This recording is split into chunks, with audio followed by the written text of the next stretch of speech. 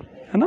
تو ہمیں یہ دیکھنا چاہیے کہ کیا میں اس گناہ سے بری ہوں. بزرگ تبھی فرماتے ہیں کہ وہ حدیث پاک کہ مومن کا آئینہ ہے، اس میں تھوڑی سی وسعت کر کے صوفیہ بیان کرتے ہیں.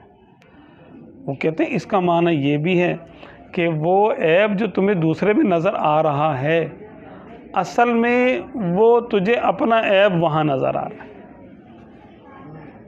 یہ اور بات ہے کہ اللہ نے اس میں ظاہر کر دیا اور تجھ میں ظاہر نہیں ہونے دیا، اپنے فضل سے تجھے اس گناہ سے روک لیا. تیرا بھی وہ گناہ ظاہر نہیں ہوا جو دوسرے میں ظاہر ہو گیا. سمجھیے گا میری بات، کہ جیسے ایک شخص ہے، یعنی اس میں ایمان لانے سے لے کر کفر تک کرنے کی صلاحیت ہے، ٹھیک ہے. مومن ایک شخص ہے، یا تو وہ مومن ہوگا یا وہ کافر ہوگا، شخص وہی ہے.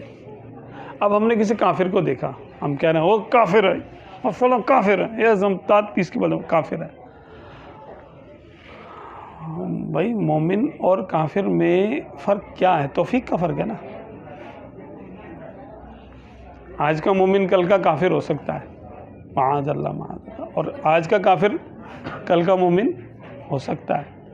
وہ کفر، وہ کیفیت، قلبی کیفیت جو ایک انسان میں ہے، کل وہ تبدیل ہو سکتی ہے. اور وہ ایمان بھی کیفیت کا نام ہے، کفر بھی کیفیت کا نام ہے، وہ تبدیل ہو سکتی ہے. تو وہ کیفیت جو آج یہاں طاری ہو رہی ہے، وہ وہاں بھی تو طاری ہو سکتی ہے کل، اور جو آج وہاں طاری ہے وہ یہاں ظاہر ہو سکتی ہے. تو کیونکہ میرا ہم جنس ہے نا وہ. تو صوفیہ اس کو پورے مخلوقات میں لیتے ہیں کہ صرف مومن کے لیے نہیں. وہ کہتے ہیں بھائی کافر کے لیے بھی دیکھو کہ مومن تو ٹھیک ہے ایک دوسرے کی اصلاح کرتے ہیں، مومن کا آئینہ ہے. یہ بھی ایک بات ہے، اس کی بڑی تشریحات ہیں کہ مومن ایک دوسرے کی اصلاح کر دیتا ہے خاموشی کے ساتھ، اور جتنا ہوتا ہے اتنا ہی دکھاتا ہے، اور کسی کو بتاتا نہیں ہے. آئینہ جا کر کسی کا کسی کو نہیں بتاتا، جس کا ہوتا ہے اسی کو دکھاتا ہے، اور محفل میں نہیں جا کے بتاتا، تنہائی میں بتاتا ہے کہ دیکھو تمہارے اندر یہ ہے، بس کو ٹھیک کر لو. تو آئینے کا یہ کام ہے نا. تو مومن کا بھی یہ کام ہے کہ اپنے بھائی میں کوئی عیب دیکھے تو اس کو تنہائی میں لے جا کے الگ سے بتائے کہ بھائی تمہارے اندر یہ ہے، بھائی جتنا ہے اتنا بتائیں، اب بلا کم و کاست اپنی رائے اس کو دے دے. یہ مومن آئینہ ہے، اس کی ہلکی سی ایک تشریح بزرگوں نے فرمائی ہے. اب صوفیہ اس کو تھوڑا سا وائڈ فیلڈ میں دیکھتے ہیں. وہ کہتے ہیں مومن تو ہے ٹھیک ہے، لیکن اس کے علاوہ ساری مخلوق ہیں آئینہ. کسی میں کوئی صفت ہے، کوئی. اب کافر میں صفت دیکھی کفر کی تو توبہ کرے گا، اللہ شکر ہے یہ صفت تیری بے نیازی وہاں ظاہر ہو رہی ہے، مجھ میں ظاہر نہیں ہو رہی. اگر بے نیازی تو پھر بے نیازی ہے، کسی پہ بھی ظاہر ہو جائے. اگر مجھ میں ظاہر ہو گئی تو میں کیا کروں گا؟ حضرت داؤد طائی رحمۃ اللہ علیہ نے کافر کو دیکھا، یہودی تھا، کسی کیفیت میں تھے آپ. اب وہ آیا سامنے آپ کے، اچانک سامنے آیا، آپ نے اس کو دیکھا، بے ہوش ہو کے گر پڑے. لوگوں نے بولا کہ یہ کیا بات ہے حضرت، ایسی کیا بات تھی اس کے اندر؟ یہودی تو ہمارے یہاں بہت ہے، آپ دیکھتے رہتے ہیں، ہم بھی دیکھتے رہتے ہیں، ہم بے ہوشی کی کیا بات ہے؟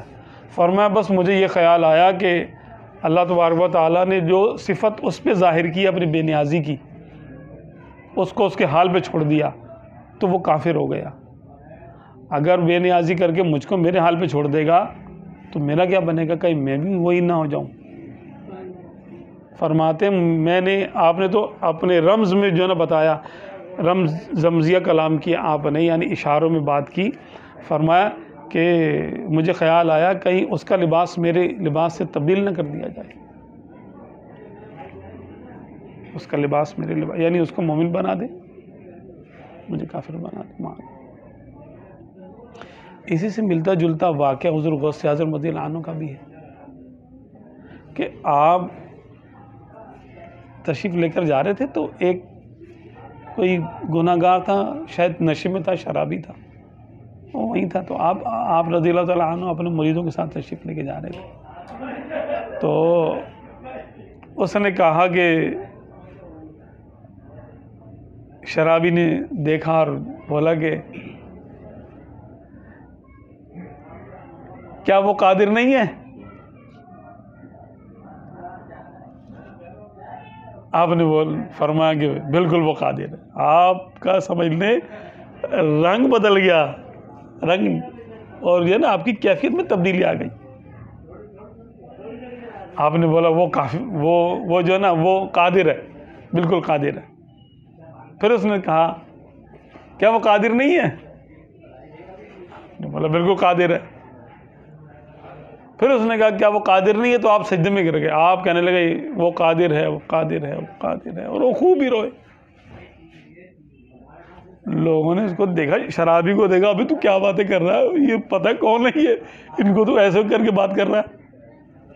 آپ نے فرمایا چھوڑ دو اس کو. جب آپ کی کیفیت مکمل ہوئی، پوری ہو گئی، آپ کھڑے ہو گئے، آپ نے کہا اصل میں اس نے مجھ سے رمز میں، اشارے میں بات کی تھی.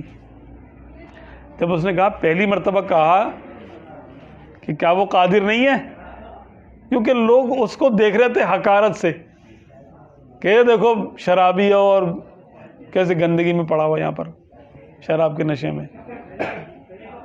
تو اس نے مجھ سے کہا کیا وہ قادر نہیں ہے؟ اس کا مطلب یہ تھا کیا وہ مجھے توبہ کی توفیق دینے پر قدرت نہیں رکھتا؟ تو میں نے کہا ہاں وہ قادر ہے، وہ بالکل. کہا دوسری بار کیا بات ہوئی؟ تو اس نے جب کہا، دوسری بار کہا کہ کیا وہ قادر نہیں ہے، تو اس کا مطلب یہ تھا کہ کیا وہ مجھ کو بھی وہ مقام نہیں دے سکتا جو تمہیں دیا ہوا ہے؟ تو میں نے کہا ہاں وہ قادر ہے، وہ جو چاہے کر سکتا ہے. پھر اس نے تیسری بار جب کہا کیا وہ قادر نہیں ہے، تو اس کا مقصد یہ تھا کہنے کا کہ کیا وہ اس بات پہ قدرت نہیں رکھتا کہ تم کو میرے مقام میں لے آئے؟ تو میں نے کہا ہاں. میں ڈر گیا کہ یہ کیا باتیں کر رہا ہے اور اس کے پیچھے کون کلام کر رہا ہے، اس کی زبان سے کون کلام کر رہا ہے.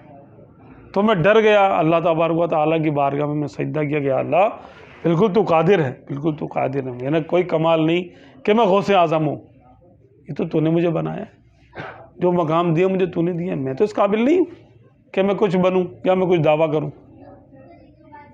یہ تو اللہ تعالیٰ عزتیں دیتا ہے، یہ اپنے لیے کوئی دعوے تھوڑی کرتے ہیں کہ ہم بڑی عزت والے ہیں. ہاں نہ ایک لمحے کے لیے بھی خیال نہیں کرتے.